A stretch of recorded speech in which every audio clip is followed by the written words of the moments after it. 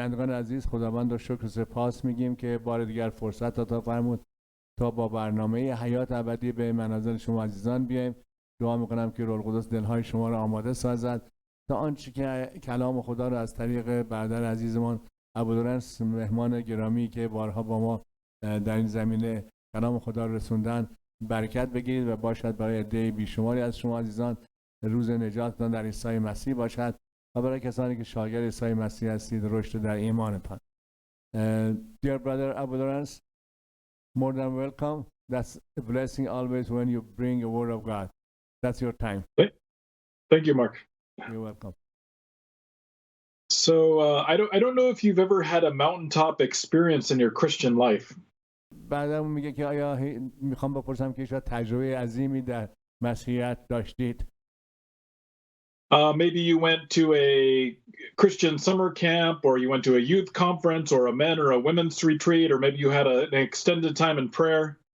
شاید به یک کنفرانس مسیحی رفتی، شاید در خلوت در تنهایی داشتی دعا میکردی و خلاص اون تجربه نزدیک عظیمی رو با خداوند داشتی.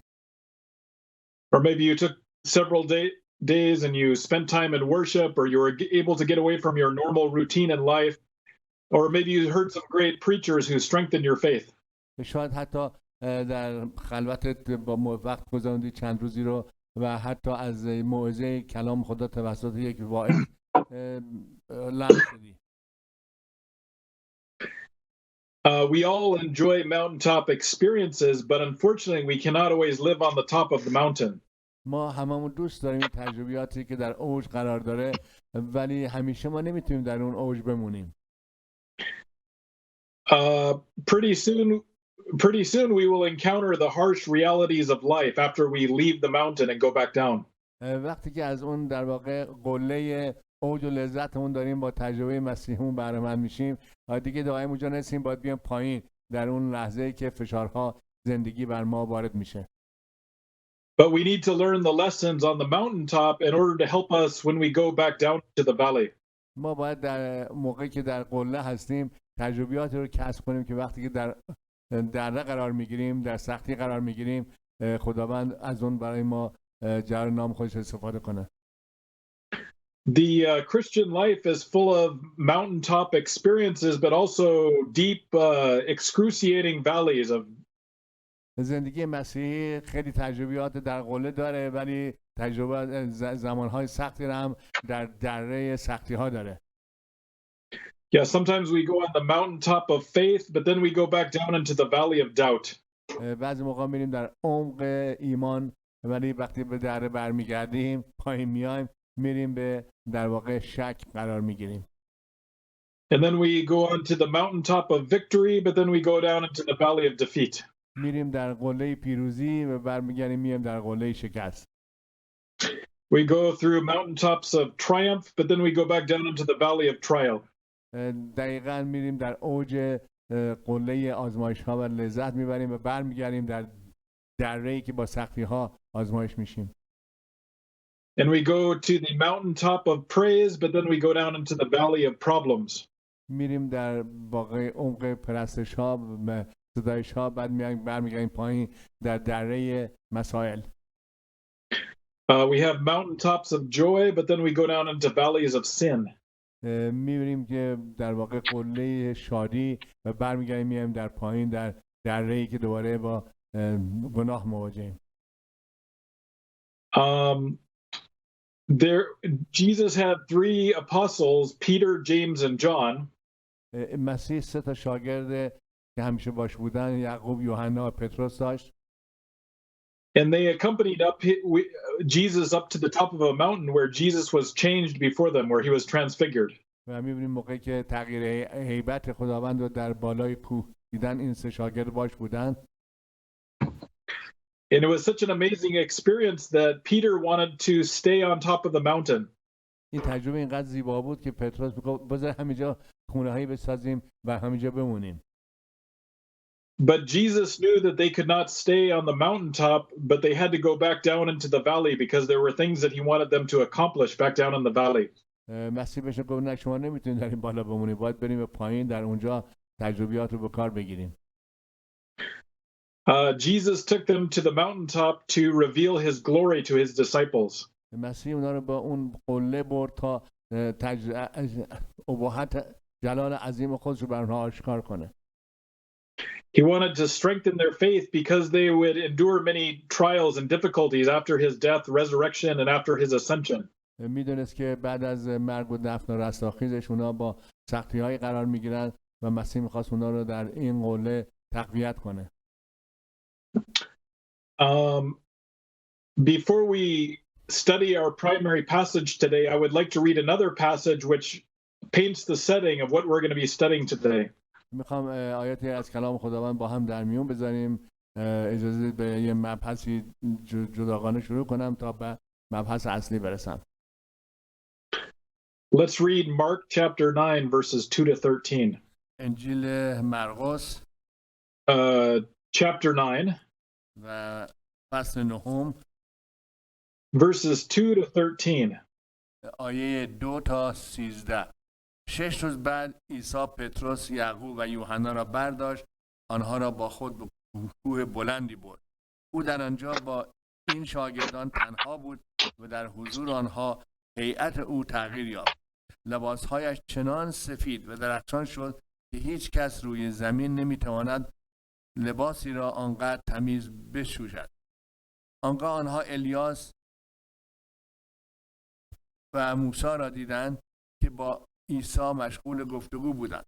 پتروس به عیسی گفت: ای استاد، چقدر خوب است که ما در اینجا هستیم. 3 سایبان خواهیم ساخت، یکی برای تو، یکی برای موسی، یکی هم برای الیاس. او درست نمیدانست چه میگوید، چون بسیار ترسیده بودند. در آن وقت ابری ظاهر شد و بر آنها سایه افکند. از آن ابر ندایی آمد که میگفت: این پسر عزیز من است، به او گوش بدهید. آنها فوراً به اطراف نگاه کردند، اما هیچ کس را ندیدند. فقط عیسی با آنان بود. وقتی آنها از کوه پایین آمدند، عیسی به ایشان دستور داد که درباره آنچه دیده‌اند تا زمانی که پسر انسان پس از مرگ زنده شود به کسی چیزی نگوید. آنان از این دستور اطاعت کردند، ولی در بین خود درباره معنی زنده شدن پس از مرگ به بحث پرداختند. آنها از او پرسیدند: چرا ملایان میگویند که باید اول الیاس بیاید؟ عیسی جواب داد: بلی، الیاس اول میآید تا همه چیز را آماده سازد. اما چرا کتاب مقدس میگوید که پسر انسان باید متحمل رنج‌های بسیار شده و خوار و خفیف شود؟ به شما میگویم همانطور که درباره الیاس نوشته شد، او آمد و مردم هر چه خواستند با او کردند. So when Peter, James, and John join Jesus on the Mount of Transfiguration, وقتی که این 3 شاگرد عیسی مسیح، پتروس، یعقوب، یوحنا با مسیح در موقع تغییر هیبت بودند، Jesus gave these 3 disciples a sneak preview of what it would be like in the future. عیسی مسیح می‌خواست به اونها نشون بده که در آینده چه اتفاق خواهد افتاد. When he comes a second time in all of his glory with his angels and he establishes his kingdom on this earth.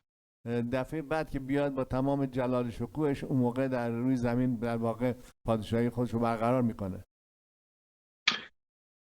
Even though Peter wanted to build Jesus, Moses, and Elijah some temporary shelters, علیرغمی که پتروس اونجا میخواست 3 تا سایبان برای موسی و الیاس و مسیح بسازه، Jesus knew that his followers could not stay on the mountaintop. عیسی مسیح میدونست که این شاگردان نمیتونن در اون قله بمونن. Because there was work to be done in the valley. برای اینکه کاری بود که باید در پایین دره انجام بدن. So as these 3 disciples begin to go back down into the valley, immediately they are met with troubles and with a difficulty. به محضی که اونها از قله پایین آمدن با مشکلات روبرو شدن. There would be no time for them to rest in the beauty of the moment of the things they had just seen. دیگه وقتی برای استراحت نداشتن در روی زمین. They had to return to the world and they needed to be ready to endure the difficulties that it would bring. شاید دیگه حالا باید در جهان راه برن و با مشکلات مواجه بشن. Okay, let's look at our primary text today, which is Mark chapter 9 verses 14 to 29. اجازه بدید به مرقس فصل 19 آیت 14 until what verse؟ Yeah, Mark chapter 9, verses 14 to 29. از آیه 14 تا 29 میخونم.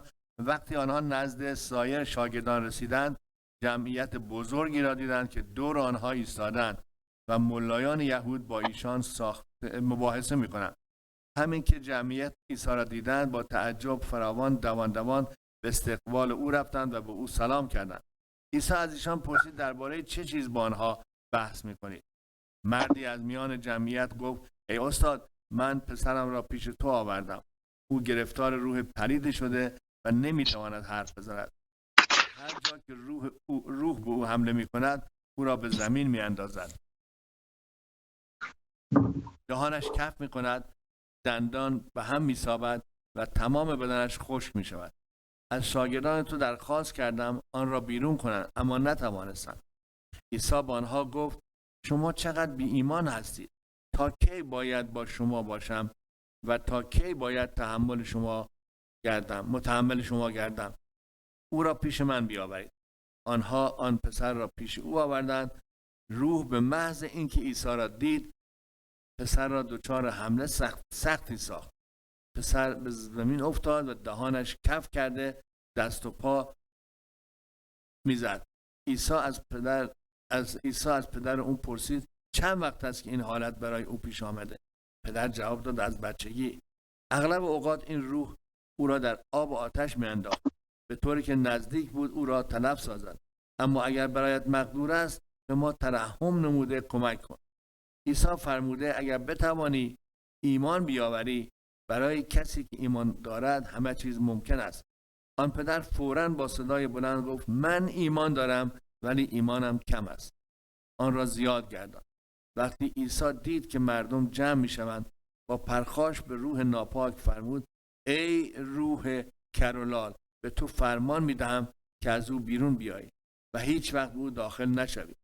آن روح نعره زد و پسر را به تشنج انداخت و از او بیرون آمد و رنگ آن پسر مانند رنگ مرده شد، به طوری که عده‌ای میگفتند او مرده است.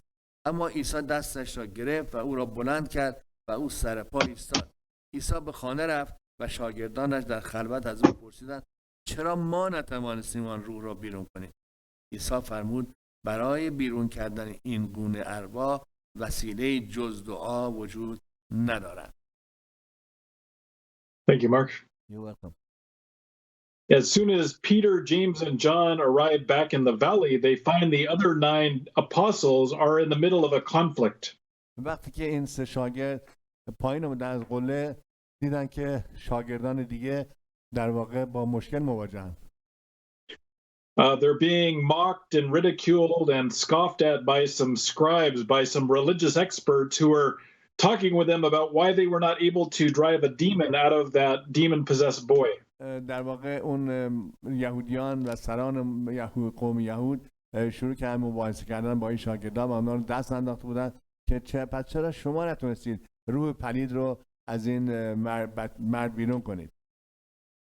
Earlier in the same gospel, the 12 apostles had been sent out on a preaching and teaching and healing mission in which they were able to command and also able to cast demons out of people in Jesus' name.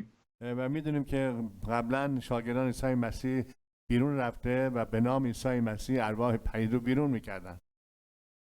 So it's reasonable for them to assume that just as they were able to cast out demons before, that they would be able to do it now. Why couldn't they cast out the demon now? گفتن که چطور پس اونها قبلا روح پلید رو بیرون کردن ولی الان نمیتونن این کارو بکنن. And so when Jesus asked his 9 disciples about what they are arguing about with these teachers of the law, the answer is found in verses 17 to 18. وقتی که عیسی مسیح پرسید چرا اینا جر و بحث میکنن با ملایان و سران یهود، جوابش رو در آیه 17 پیدا خواهیم کرد. Yeah, verses 17 to 18. از آیه 17 تا 18. مردی از میان جمعیت گفت ای استاد، من پسرم را پیش تو آوردم. او گرفتار روح پلید شده و نمیتواند حرف بزند. در هر جا که روح به او حمله میکند او را به زمین میاندازد و دهانش کف می‌کند، دندان به هم می‌سابد و تمام بدنش خشک می‌شود. از شاگردان تو درخواست کردم آن را بیرون کنند اما نتوانستند. So the 9 who were left behind, who didn't join Jesus on the mountain, they wanted to be successful.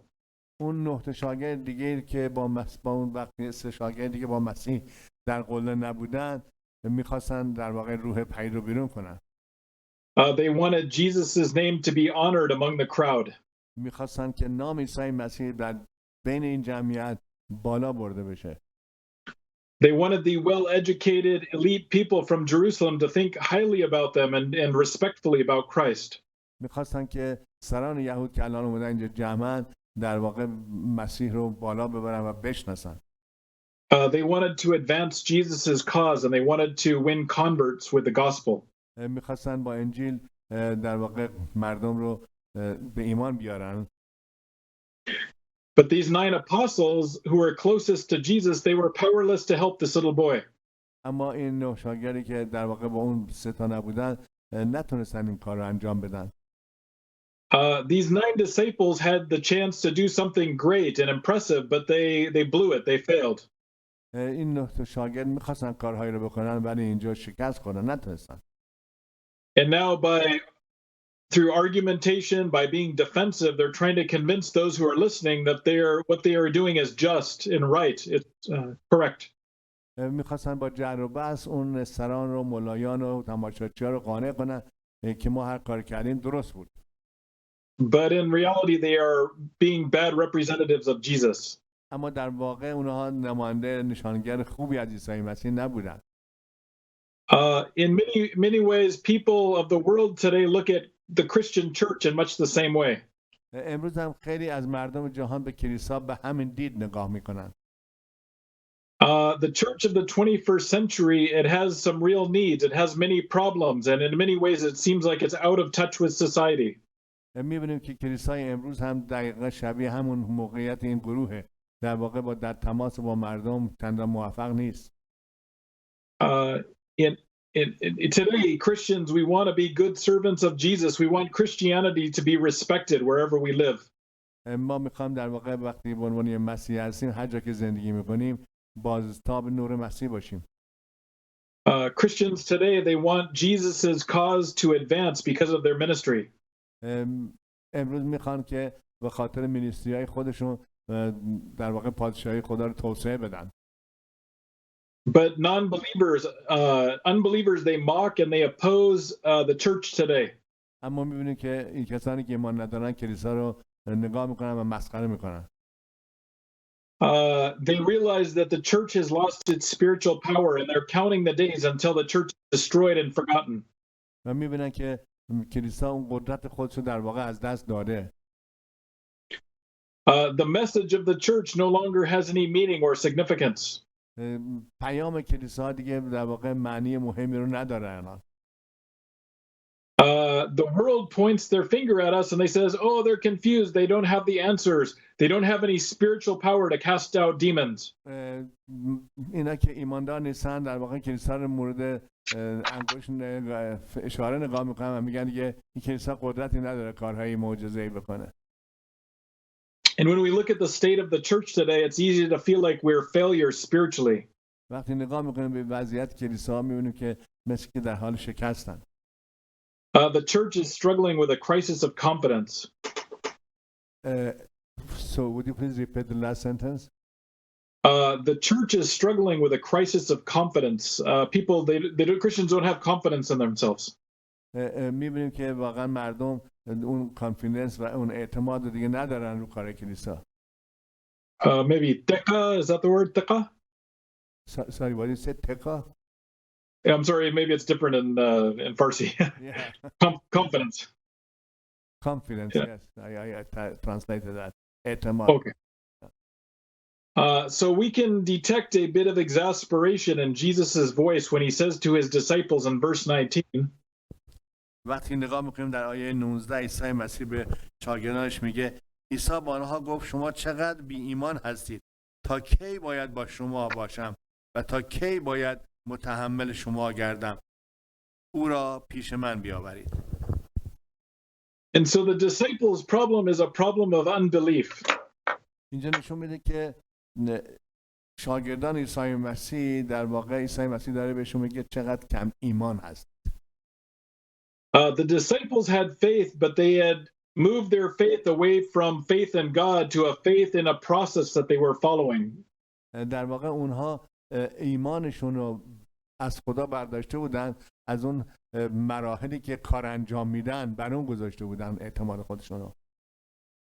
They thought that if they just said the right words, if they said the right formula, and if they followed the right tradition or ritual, then the demon would have to leave. فکر می‌کنن اگر در واقع با کلمات خوب و سنتی بیان کنن این دیوها بیرون میرن.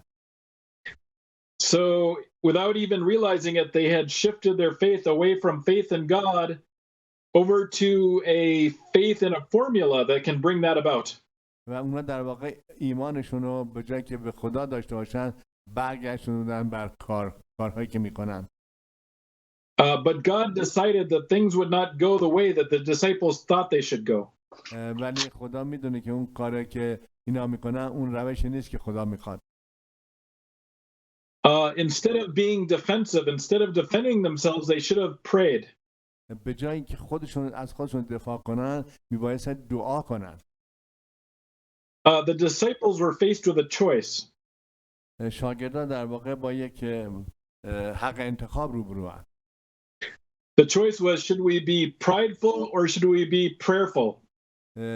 دو تا راه حله. آیا باید با غرور کار کنیم یا باید با دعا کار کنیم؟ Or should we be defensive or should we depend upon God in prayer? باید از خودمون دفاع کنیم یا در واقع به دعا اعتماد داشته باشیم. But they had made the wrong choice. Of course. البته اونا راه انتخابش صحیح نبود. Jesus was God in the flesh. عیسی مسیح خدای مجسم شده است.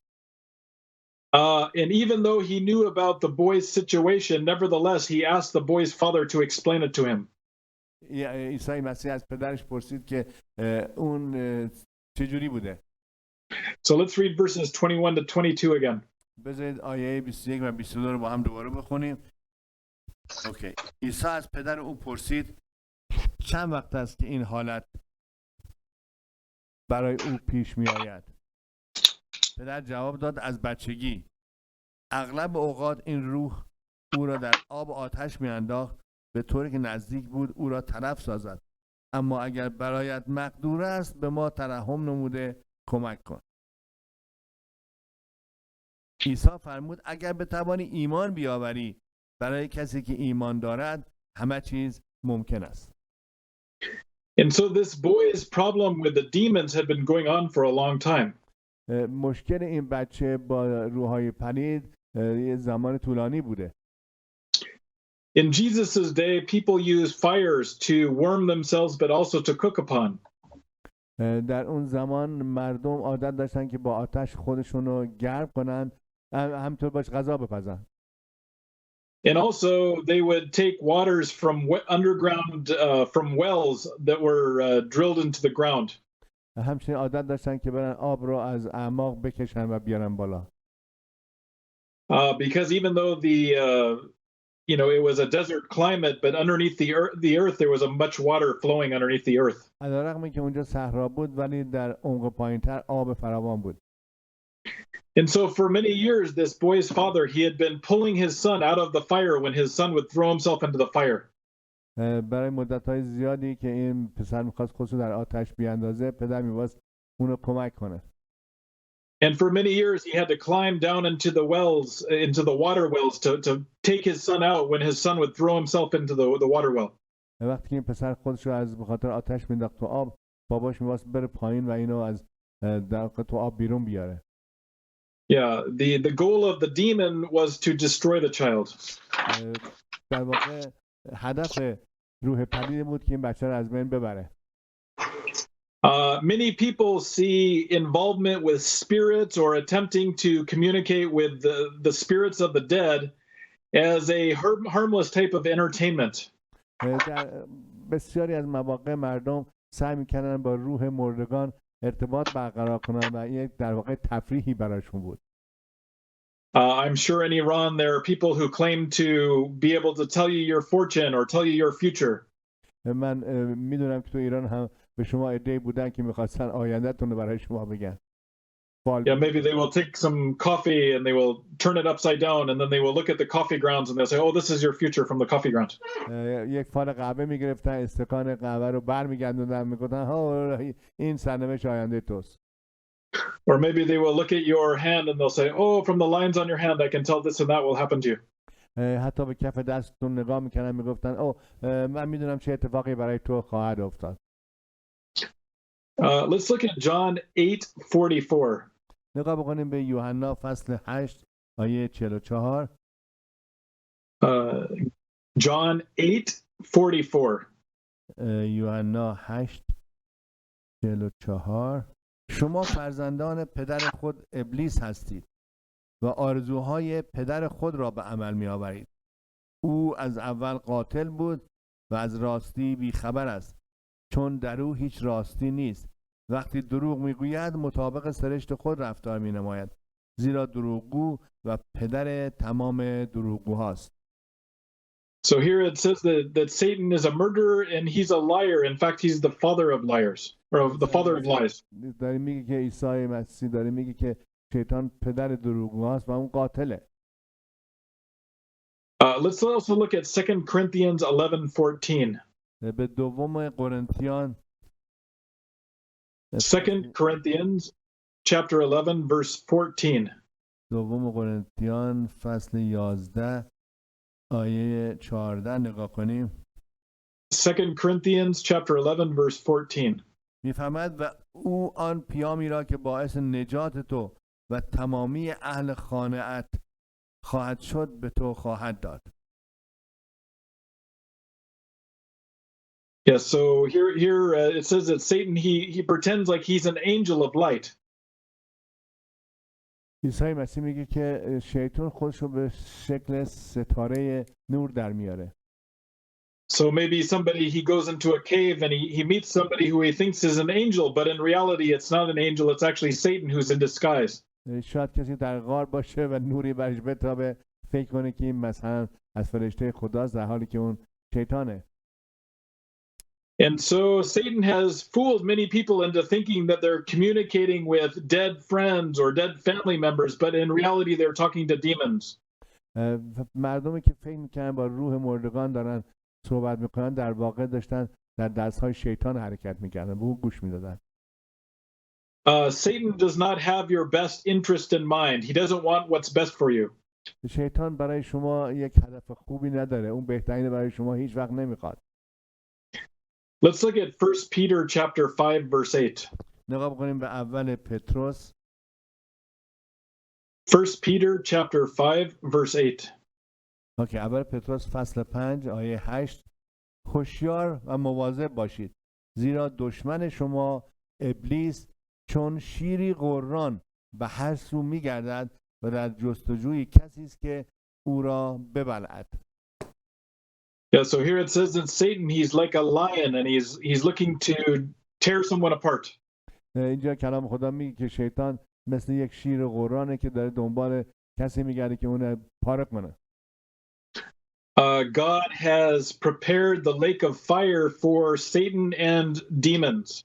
خدا در واقع جهنم و آتش رو برای شیطان و ارواح پلید داره. And Satan wants to take humans with him to the lake of fire also. به همین دلیل شیطان میخواد انسان رو با خودش به اون در واقع اون آتش ابدی ببره. Yeah, let's go back to verse 20. آنها پسر را پیش او آوردند. روح به محض اینکه عیسی را دید، پسر را دچار حمله سختی ساخت. پسر بر زمین افتاد و دهانش کف کرده دست و پا میزد. And so as the boy is being brought to Jesus, he is attacked by the evil spirit. وقتی که بچه رو نزد عیسی مسیح آوردن، اون در واقع تحت تاثیر حمله های شیطان قرار گرفت. روح‌های پلید. Because the demon did not want the boy to come to Jesus. برای که روح پلید نمیخواست که این بچه نزد مسیح بیاد. The boy is thrown to the ground and he's being shaken around as though he's being tossed around by a bear. و می‌بینیم که این بچه به زمین خورد و شروع کرد اون حالت لرزش‌های عجیب و غریبی رو داشت. If you want to watch an interesting video on YouTube, there's a movie called The Revenant, and you can watch a video about a man who's being attacked by a bear, and it's very realistic. And so this is the description that's here.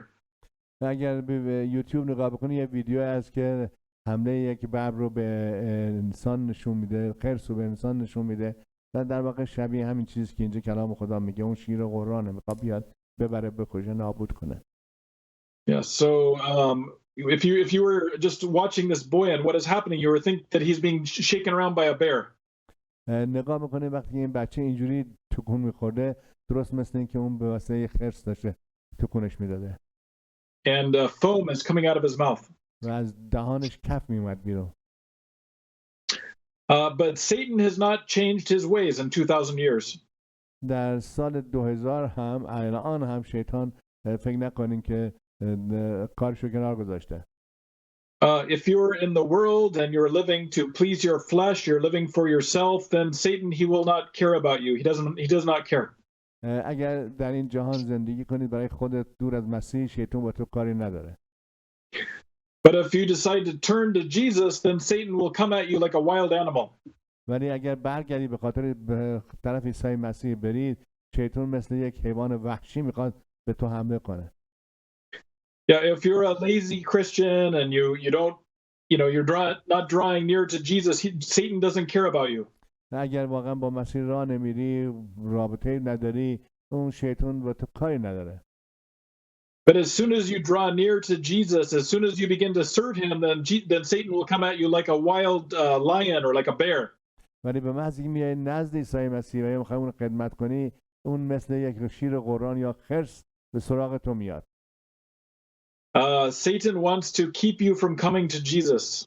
شیطان هدفش اینه که شما رو از آمدن نزد مسیح مانع بشه. Satan doesn't care if you just go to a church service.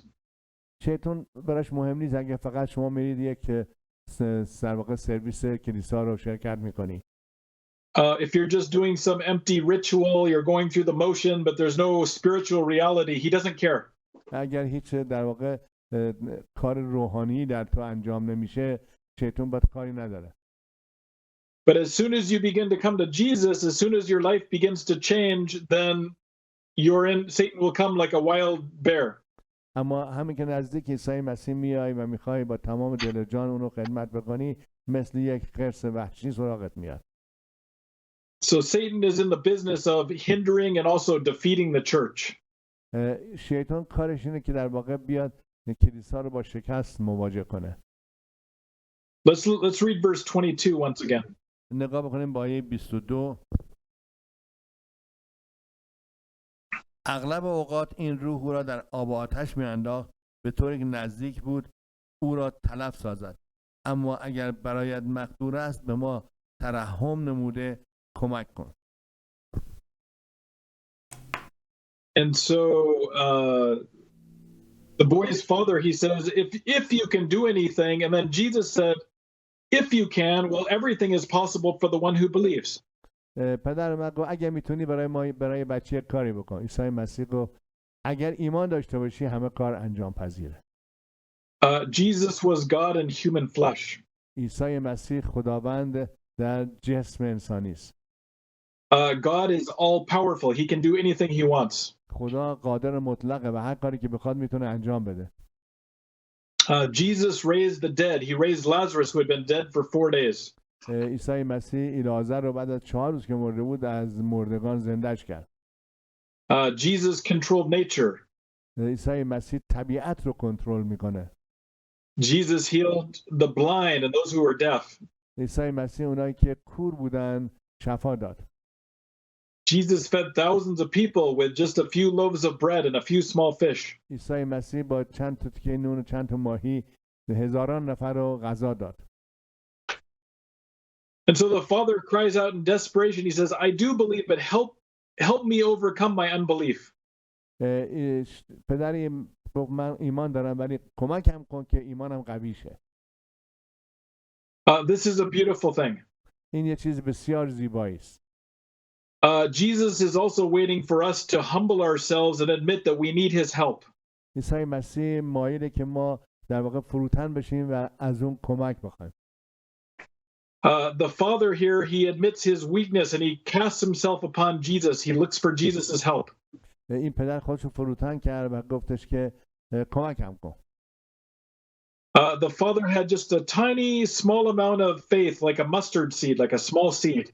این پدر مثل دانه خردل ایمانش بود ولی میخواست که عیسی مسیح ایمان اونو قوی کنه. But even that small amount of faith, it can move mountains. اما با همین ایمان مثل دانه خردل میتونید کوه‌ها رو جابجا کنید. Because Jesus is the one who made the mountains, he can also move mountains. عیسی مسیح کوه رو ساخت، پس میتونه کوه رو هم جابجا کنه. If you're a Christian and maybe you struggle with having doubts in your life, اگر مسیحی هستی ولی شک داری تو ایمانت، if you have doubts, this does not disqualify you. اگر شک داری این در واقع تو رو واجد شاهد نمیکنه. As Christians, we should have mercy and compassion upon those who have questions and doubts. اون کسانی که مسیحی هستید باید به اونا که شک دارن در واقع ترحم کنی، کمکشون کنی. Let's read Jude verse 22. اجازه بدید به Jude, right before Revelation, Jude verse 22. به نامه یهودا آیه 22 نگاه بکنیم. Yeah, Jude verse 22. Yehuda 22. نسبت به آنها که شک و تردید دارند دلسوز باشید. Yeah. And so there's another example of disciples having doubt in Matthew chapter 28. یه جای دیگه که شاگردای مسیح شک داشتن در متی 28. In Matthew chapter 28, Jesus has already died. He has already risen from the dead. And you would think that by this time, all of the disciples would no longer have any doubts. اینجا در واقع بعد از این که عیسی مسیح مرده و رستاخیز کرده دیگه شاگرداش نباید هیچ شکی داشته باشن. Let's read Matthew 28 verses 16 to 17. متی 28 آیه Matthew chapter 28 verses 16 to 17. آیه 16 و 17.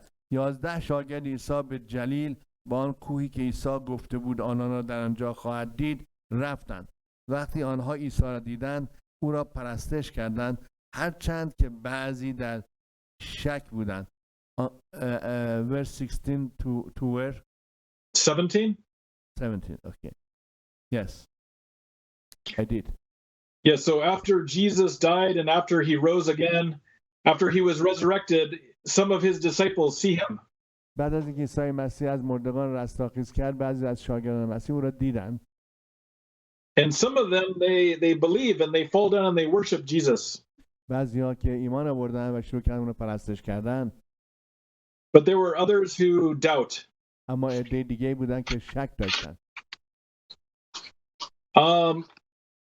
Jesus doesn't say to those who are doubting, he doesn't say, oh, stay here until you stop doubting and then go and make disciples. عیسی مسیح بینن که ایمانشون ضعیفه نگفت که همجا وایسه تا ایمانت قوی شه. Even though they are struggling with doubt, Jesus sends them out anyways. ببخشید عیسی مسیح گفت اگه شک داری همینجا وای نست تا شک برطرف شه بلکه میخواد اون رو راه بندازه قویش کنه. There are several ways that we as Christians can deal with our doubts. چند راه وجود داره که مسیحیان میتونن با شک در واقع برخورد کنن. Just like the Father in this passage, we need to admit our doubt and we need to ask for God's help. مثل این پدر باید به ضعف خودمون ایمان داشته باشیم و از مسیح کمک بخوایم. And sometimes we need to keep believing even in spite of the things we see around us. بعضی موقع می‌بینیم که سختی‌ها اطراف ما چقدر زیاده و شک داری ولی باید در ایمان باقی بمونی. For example, in 2 Timothy 1:12, Paul says, I am not ashamed, for I know whom I believed. می‌بینیم که پولس رسول میگه من شرمنده نیستم از اینکه به چه کسی ایمان دارم. And finally, there are some things we just will never understand until we're in heaven. بسیار چیزا هم هست که ما نمیفهمیم تا زمانی که واقعا در آخرت در حضور خداوند باشیم. If you wait until you have everything figured out 100%, you'll be waiting your whole life. Yeah, if you wait until you understand everything 100%, you'll have to wait your whole life. اگر فکر کنی که میخوای همه چیز رو 100% بفهمی باید در تمام عمرت صبر کنی، شاید هم به اون نهایت نرسی. Hebrews 11:6 says, without faith, it's impossible to please God.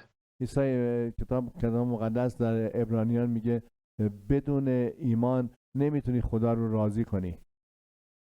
Yeah. Let's now go back to verses 25 to 27. اجازه بدید که برگردیم به آیه بعدی در مرقس. Yeah, Mark 9:25 to 27. وقتی عیسی دید که مردم جمع میشوند با پرخاش به روح ناپاک فرمود ای روح کرولال به تو فرمان میدهم که از او بیرون بیایی و هیچ وقت به او داخل نشوی. آن روح نعره‌ای زد و پسر را به تشنج انداخت و از او بیرون آمده و رنگ آن پسر مانند رنگ مرده شد، به طوری که عده‌ای میگفتند او مرده است. اما عیسی دستش را گرفت و او را بلند کرد و او سر پا ایستاد. So as soon as Jesus gave the command, the spirit had to leave. همین که عیسی مسیح فرمان داد، روح پلید میبایست رها کنه و کرد. And so this young man, he was delivered from this evil spirit and he was set free from the torment of Satan. این پسر از روح پلید رهایی یافت. In many ways, this is also a beautiful picture of our salvation. این در واقع نمونه است از نجات ما. As Christians, we're healed from the disease of sin. به عنوان مسیحی ما از بیماری گناه آزاد شدیم. As Christians, we're set free from the bondage of Satan. به عنوان مسیحی از اسارت شیطان آزاد شدیم. As Christians, we're delivered from guilt and from the shame of our past. به عنوان مسیحی از شرم و نسبت به گناهان گذشته‌مون آزاد شدیم. As Christians, we're transformed from being children of Satan into being adopted into the family of God and made God's children. به عنوان مسیحی ما از فرزند شیطان به فرزند خدا منتقل شدیم. Let's now look at verses 28 to 29. نگاه بکنیم به آیه 28 و 29. مرقس فصل 9 آیات 28 و 29.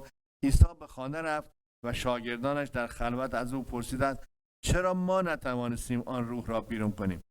عیسی فرمود برای بیرون کردن این گونه ارواح وسیله جز دعا وجود ندارد. And so after Jesus and his disciples, they go inside a house.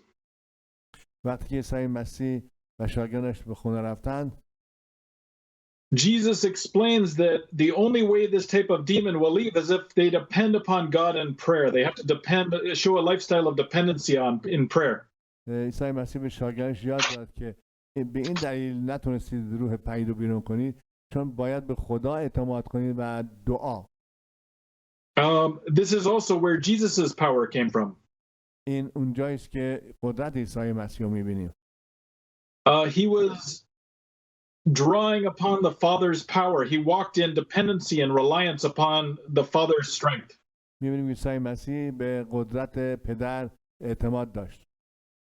He was always praying and constantly to the Father. دائما به نزد پدر دعا می‌کرد. Jesus always had a lifestyle of prayer and he was always in close relationship with God and he was always trusting God. عیسی مسیح یک زندگی جسمانی اینجا در دعا داشت و با پدر در ارتباط بود. But the disciples, they had been trying to cast the demon out of the boy in their own strength, in their own power, because in the past they had had success. چون شاگردان عیسی مسیح در قبل تجربیات موفقی داشتن، حالا می‌خواستن با قدرت خودشون این روح پلید رو بیرون کنن از این بچه. Jesus wanted to show his disciples that they needed to depend upon God in order to have success in ministry. عیسی مسیح میخواست به اونا نشون بده که اونا باید به قوت پدر و روح القدس و خداوند ایمان داشته باشن تا بتونن این کارا رو انجام بدن، نه با کارهای خودشون. Also for us as Christians, we also need to depend upon God to see fruit in our ministry. ما هم به عنوان یک مسیحی باید به قدرت خدا ایمان داشته باشیم تا موفق در خدمتمون باشیم. Let's read 1 Corinthians chapter 3 verse 6. اجازه بده اول قرنتیان 1 Corinthians chapter 3 verse 6. اول قرنتیان فصل 3 آیه من کاشتم، آپولوس آبیاری کرد، ولی اصل کار یعنی رشد و نمو با خداست. Yeah, so here Paul, he explains that he was evangelizing, he was preaching the gospel, and then Apollos would come and he would give teaching to the people who accepted the message. اینجا می‌بینیم که پولس رسول میگه که خب من کاشتم، آپولوس اومد اون رو آبیاری کرد، ولی بقیه‌اش رو می‌بینیم. But God was the one who caused it to grow, just like a plant grows. Without God, nothing would happen. اما اون خداست که میتونه این ایمان رشد کنه، مثل یک گیاهی رو که رشد میکنه، خداست که میتونه اون ایمان رو حالا رشد بده. This also holds true in evangelism, that we shouldn't depend upon having a clever gospel presentation. Things can only happen by prayer and only by depending upon God's power. همینطور در بشارت ما باید یاد بگیریم که این فقط با روش‌های تکنیک‌های خودمون نباید باشه، کار نمی‌کنه، بلکه باید به قدرت دعا و اعتماد به خداوند اون کار رو انجام بده. Let's read 1 Corinthians chapter 2 verses 4 to 5. اول قرنتیان فصل 2 آیات 4 و 5. Yeah, 1 Corinthians chapter 2 verses 4 to 5. و سخن و پیام خود را با دلایل مجذوب کننده فلسفی بیان نکردم، بلکه آن را با روح القدس و قدرت او به ثبوت رسانیدم تا ایمان شما بر قدرت خدا متکی باشد، نه بر فلسفه انسانی. So Paul shows that he was not just depending upon his cleverness and writing a good message, but he was depending upon God's strength through prayer. پولس داره میگه من با فلسفه انسانی شروع نکردم بشارت بدم، بلکه با اعتماد بر خدا و دعا بود که این عمل رو انجام میدادم.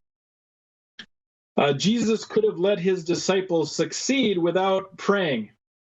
عیسی مسیح میتونست شاگردانش رو قدرت بده که بدون دعا این کارو بکنن. But if they had succeeded without praying, then they would think, "Oh, we can do this on our own. We don't need God." اگر این کار میشد، شاگردان میگفتن ببین ما به خدا احتیاجی نداریم، این کار خودم کردم. And that would be a very bad lesson. اون درس بدی بود. They would think, "Oh, we don't need to pray." و میتونستم بگم ما دیگه به دعا نیازی نداریم.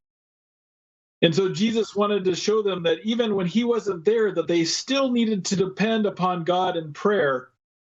عیسی مسیح میگه حتی وقتی خودشون نگاه میکنه با اعتماد به پدر و در دعا کارهای موفقیت آمیز انجام میشه. The disciples had no power because they were not praying. این شاگردان در واقع قدرت نداشتن چون دعا نمیکردن.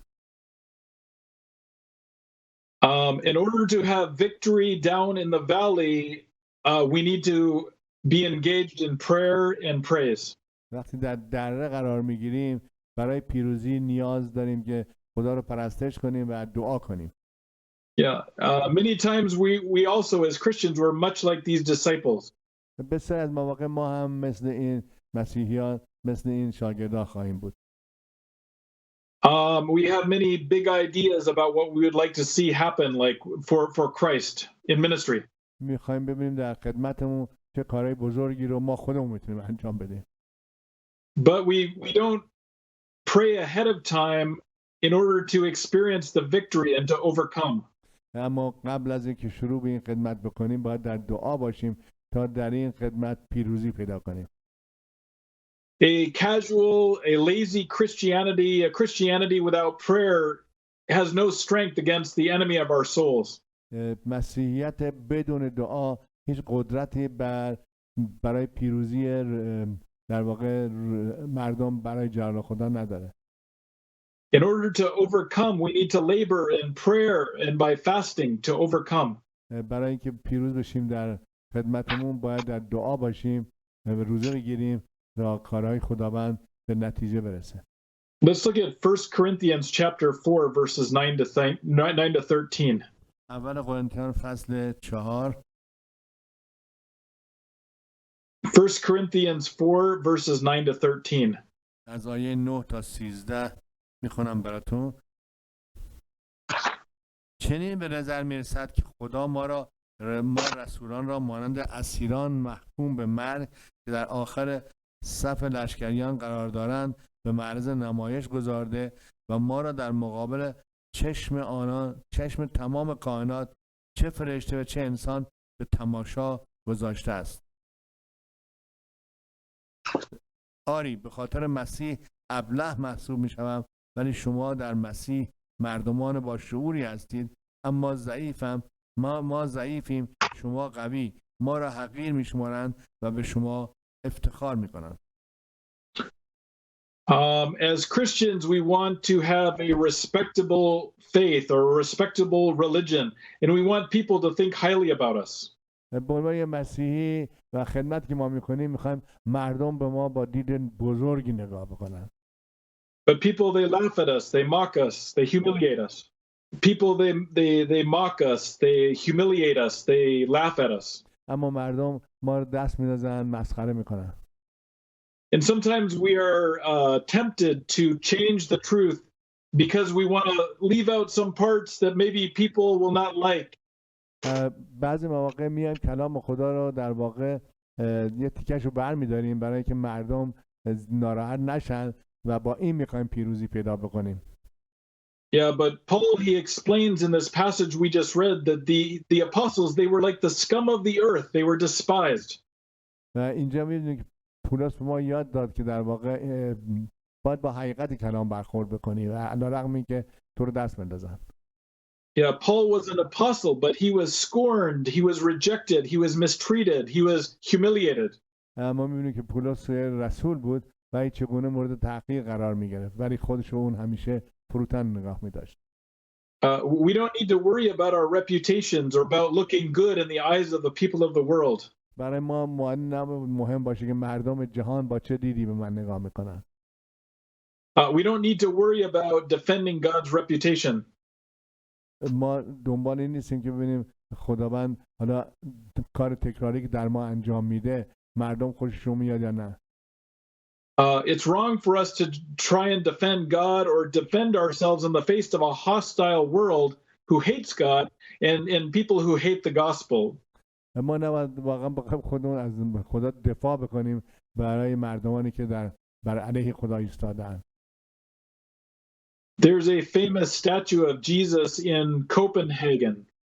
یک مجسمه در کوپنهاگ از عیسی مسیح وجود داره. It's in Denmark. There's a famous statue inside a church, and the name of the statue is called Christus. یک مجسمه عیسی مسیح بهش میگن کریستوس. Yeah. And the statue, it has Jesus's arms are stretched out and his head is down like this.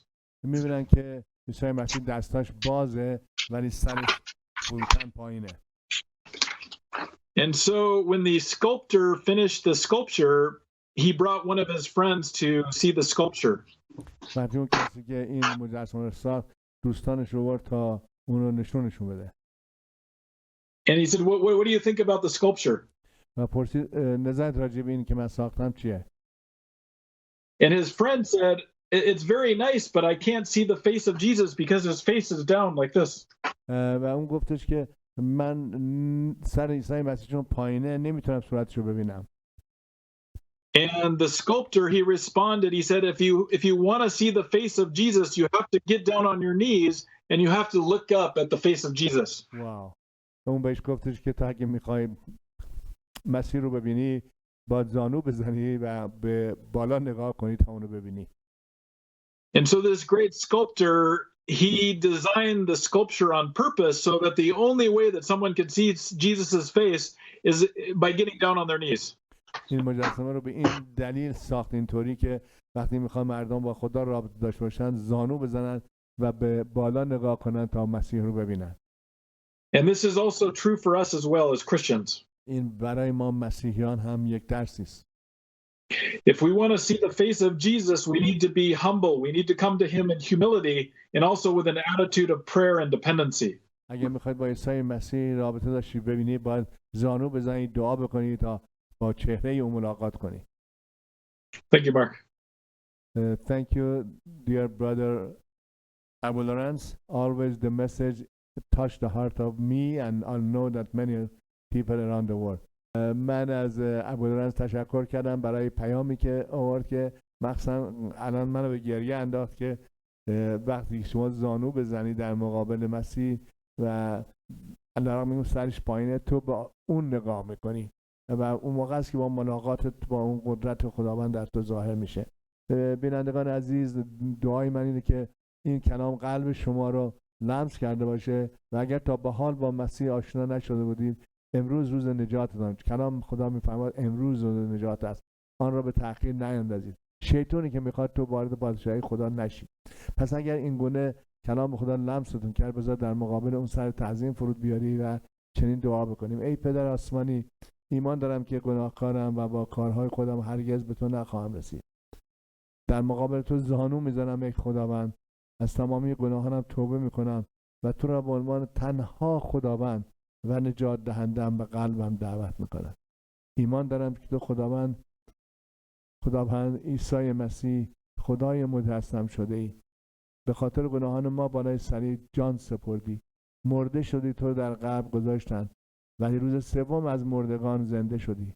اکنون نیز من در قلب خود را گشوده و تو را به عنوان تنها خداوند و نجات دهندم به قلبم دعوت میکنم. به نام عیسی مسیح خداوند، آمین. عزیزان اگر این گونه دعا کردی یا در خلوت خود دعا میکنی خواهش میکنم با شماره تلفن پایین صفحه یا ایمیل mark@hayatabadi.org با ما تماس بگیر تا ما شما عزیزان در دعاهای خودمون داشته باشیم و تا برنامه بعدی شما را در دستان پرتوان عیسی مسیح خداوند میسپاریم. فیض خداوند، محبت خدا و رفاقت روح القدس با همه شما عزیزان باد. آمین.